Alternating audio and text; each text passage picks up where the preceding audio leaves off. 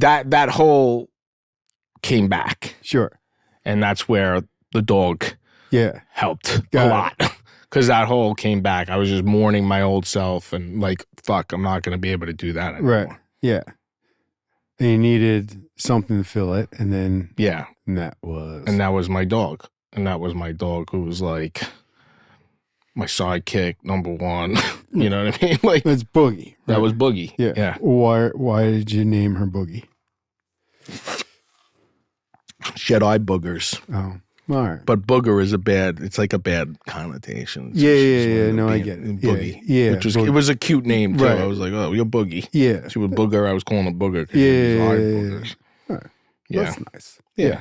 All right. So then slowly, gradually, I mean, you get Boogie after 2 months and then you get a year or whatever of sobriety. Things start to, but you become a dog guy, basically, right? Yeah, I became like the weird dog person. Like now I'm running with dogs. And I had a whole dog community where I live. I became friends with my friend Jen, Erica, Sherry O'Terry. Yeah. Like these all became we became like a dog crew. Sure. So I had dog friends. I still have dog friends that we just roll at the park with every day. You know what I mean? Did your dog friends replace your bar friends, do you think, a little bit? Yeah. Okay. Yeah, they definitely replaced my bar friends, my dog friends. Got it. So, I mean, why have you had time to process all this? Because I think it was knowing you, and I think people who've watched this now for however long get this, right? Yeah. So the Boogie dies, and again, like you text her a little chain. I call you, and I call you, and I was like, man, I think he's in a real bad way, right? I was in a terrible way. Yeah, and I was like, all right, well, I don't know the protocol on this. And I was just like, I'm just going to talk to this guy and figure this stuff out. Yeah, it was nice. But, thank you. You're welcome. I needed that. Yeah. But it was. I also remembered, and I just remembered this before I got here. Wasn't it like your cousin's dog that died too? And you were kind of busted up by that. Yeah, too. my cousin Carissa's dog died. Selena died like in April of 23. Right. April 20th, 23. Don't ask me. I'm very good with dates and numbers, but I cannot. April 20th, 2023. I mean, it's not a deposition. I mean, you're not paying. It's fine. No, but I'm saying I'm really good with numbers, but everything else is like, I get it. But that really fucked me up. Well, that was, and I remembered that. And I remember telling you the story, because you had like a weird sort of self-conscious about just like, I don't know why this dog, it's not even my dog, but I don't know why I'm getting so busted up by it. And I was explaining to you that there was this story that I read by this writer named Roger Angel. He was a New Yorker writer for a long period of time. And he wrote this essay about kind of growing older and how it was tough to kind of just, you lose a lot of people along the way. That's one of the curses of kind of living to, he was like 93 at the time. And he was going into this description about that he had a daughter in 50s or 60s who had like died by suicide. Oh, God. And he was trying to processing that grief, but he was a dog person and he had his pet dog like soon after that.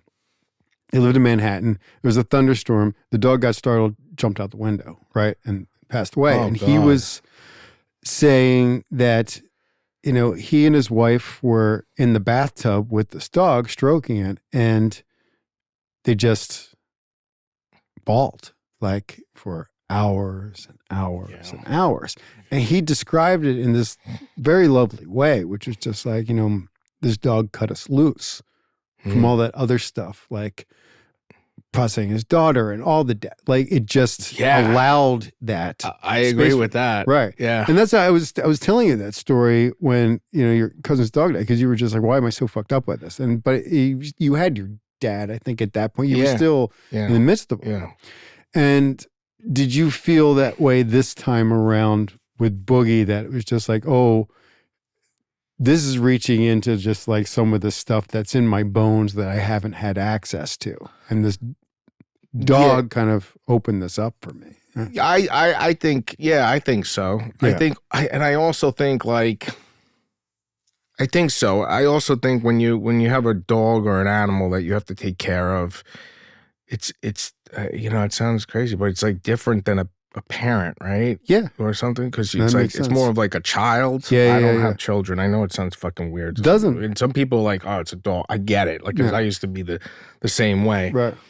But it's more like, I've had to take care of, and I had to take care of Selena, my cousin's dog, too. Yeah. There's also an innocence that's there. Right, like, they can't, they could only kind of look at you with their eyes, and you're always kind of like trying to figure out what's going on, or you need anything, or you're hungry, or thirsty, and you can't, like, you can't express to your dog, like, I love you, like you would be able to with a parent or a loved one or something, or a person, like, I love you, You can't say it, and the dog can't say things back, right? So but you know it, right? But you know it, right. You also have to kind of form that bond in like a different way than you do with the human, and I think most of that just comes from taking care of it, right? And taking care of it, and there's unconditional love that's with and that you all the time. in turn kind of helps you, right? And it helps you. It helps me. Like, it helps me to take care of it, and it helps me to, like, take her for a walk and do all this stuff. And it's like that whole chapter of the 10 years that my dog was with me, that whole chapter is gone. Right. And I didn't know I had, because for my dog, she was older. The last year was really tough. So I would have to take extra care of her. She would poop and pee everywhere. I had diapers, and then she started getting dementia. It was a job. But I was also like, my dog's quality of life is good. I'm not putting my dog, I wasn't like the crazy, with a dog. But she was okay. She just didn't, so I would deal with it. So I was even more taken care of. And, when I brought her to the park, she wasn't able to walk. So I just really have to hold her and take care of her everywhere. We went more, almost like a baby, what I mean? Like, it just even got more. Well, sure. That's the thing. I was just thinking, why do you think you were willing to do that for that dog when it was tough for you to do that for people yourself for so long, right? I mean, were you surprised that you had that sort of ability to do that? I mean, no, it was like a gradual thing, what I mean? It was like, I'm not, I love this animal more than most people, and I'm just gonna, I'm not gonna let her just go out like that. Like, I'm gonna give her a life. And it's also like you kind of said, and I don't know anything else, but like a rescue, right? So she was in a bad situation before I got her. The lady gave her up.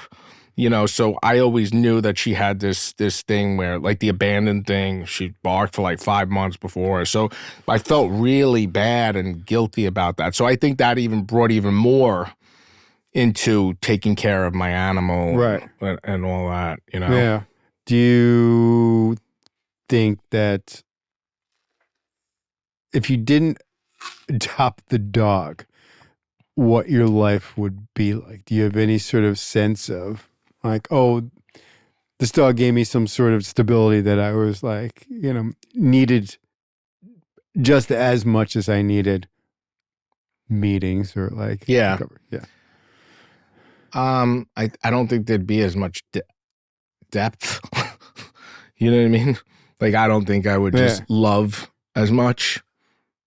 That's crazy. I've never loved like that. Yeah. I never had a child, I've never loved like that. And that's just a love that I've never tapped into. That's crazy. That I tapped into. But I mean, normal. And I think, very, I mean, I think that's, I always have, there's another friend of mine named Kevin, who is also like a dog person, been sober for 35, 40 years, something like that. And, has had numerous dogs throughout his life. And he had one a few years ago that he called like the love of his life. That was soul dog, 17, 18 years old. Yeah. Like a biter. Like, I mean, just like, a dog that nobody wanted. And, but he knew that was his dog though. Right. And that was his purpose, right? Was this dog. And, towards the end, it was just, he's like, I'm basically carrying this dog out to the snow to go to the bathroom, and like, you know, I'm doing everything possible. Yeah, it just but he also got to a point where it's just like, oh man, I realize that I'm being very selfish here, right? And I've got to let this dog go. Yeah, he's just kind of he's just effed up.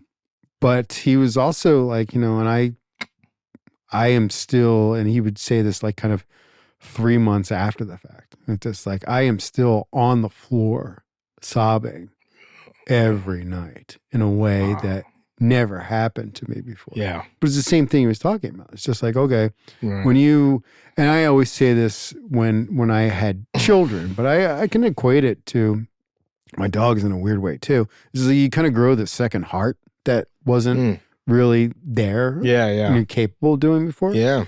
And, you know, there is something very powerful and spiritual with an animal that, I mean, I have a different relationship with my dogs than I do with like my wife and children, obviously, but there's something stronger spiritually, I think, with my animals. Yeah. You know, that I have. Yeah. Which, I mean, and spirituality came from sobriety. So, I mean, that's why they're kind of like tied together for me in a lot of ways. Yeah, they're spiritual beings. I definitely think, and I think that goes for a lot of animals too. I mean, dog's man's best friend. You know, right? But you're not you've since I've known you in sobriety too. I mean, you've struggled with the higher power God thing a lot, right? Yeah. Which is what a lot of people kind of really find that other love from, that love for yourself and things like that. Yeah. But you know, why can't your dog be your higher power in some ways? If you, I mean, it's not a bad thing. I almost like, I recognize that there is something that my dogs bring out of me in a way that I get frustrated with my animals more than I do with my children. Really? Right? Yeah. Okay. Yeah. And because, and my dad used to say this, like kind of growing up, where he would be hard on me because he would see, like, you know, my worst kind of behaviors be reflections of his own defects and flaws. Right. I see that in my dog, especially my older one. You like do? when I'm walking, well, because he's anxious, he's skittish, acts like just strange dog around people. But I'm like, and I get, you know, he'll just like freak out at other dogs, and they're just like, you know, is he safe? And I'm like, yeah, he's just anxious. He's not a biter. He's not going to attack anybody. But, and I get extra mad at the dog because I'm just like, oh, well, that's how I behave too. This is pretty much not your children, but the dog. Yeah, this dog is taking on personality traits that I just despise in myself. Oh, that's funny. Yeah, and I'm like, you know, really hard on, like, I mean, Pizza is a little pug. Yeah, Pizza, right? I mean, best name. So they're their own animals, right? But Nesta, you know, and is so tied to my sobriety. Right. Yeah. What kind of dog? It's a lab shepherd. Oh yeah. Mutt sort of. Yeah. Garbage Mutt's farm the best dog, because, whatever. Yeah. Yeah. But, you know, 50 pounds looks like it's clearly got like a pit bull hind legs, and then shepherd, and then some sort of chihuahua happening at the same time.